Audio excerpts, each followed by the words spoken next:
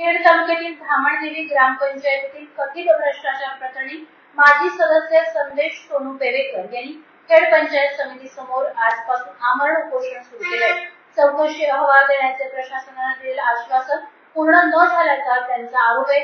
संबंधितांवर कारवाई करण्याची मागणी त्यांनी केली असून या घटनेकडे तालुक्याचं लक्ष लागलं आहे। याबाबत बोलताना उपोषणकर्ते संदेश पेवेकर म्हणाले, नमस्कार, माझे नाव संदेश सोनू पेवेकर आहे।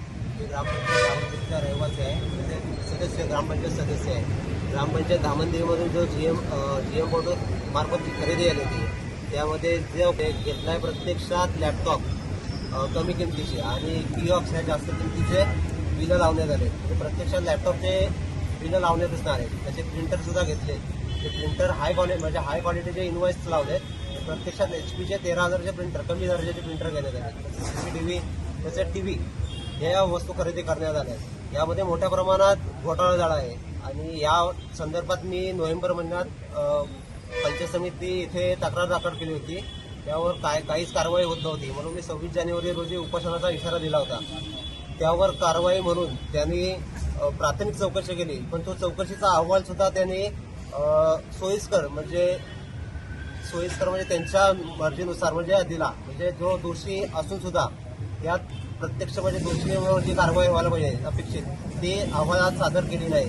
त्यामुळे म्हणून मी पंचायत समितीत पुन्हा तक्रार दाखल केली की जो प्रत्यक्ष चौकशीत जे निष्पन्न झालं ते तुम्ही चौकशी अहवालात तुम्ही लेखी दाखल करा, कारण पाठराखण करणं हे चुकीचं आहे। आता तुमची मागणी काय आहे? आता माझी मागणी आहे की जे दोषी आहेत, जे दोषी आढळले आहेत त्यांच्यावर तुम्ही कारवाई करायला पाहिजे। दोषी आढळले म्हणजे याच्यामध्ये कोण दोषी आहेत? यामध्ये ग्रामसेवक, सरपंच म्हणजे ज्यांच्या मार्फत खरेदी झाली, कारण एखादा पेमेंट जाताना ग्रामपंचायतचे ग्रामसेवक आणि सरपंच या दोघांच्या सह्या असतात, बरोबर आहे ना। त्यांनी त्या गोष्टी व्हेरीफाय करायला पाहिजे होत्या ज्या आल्यात त्या।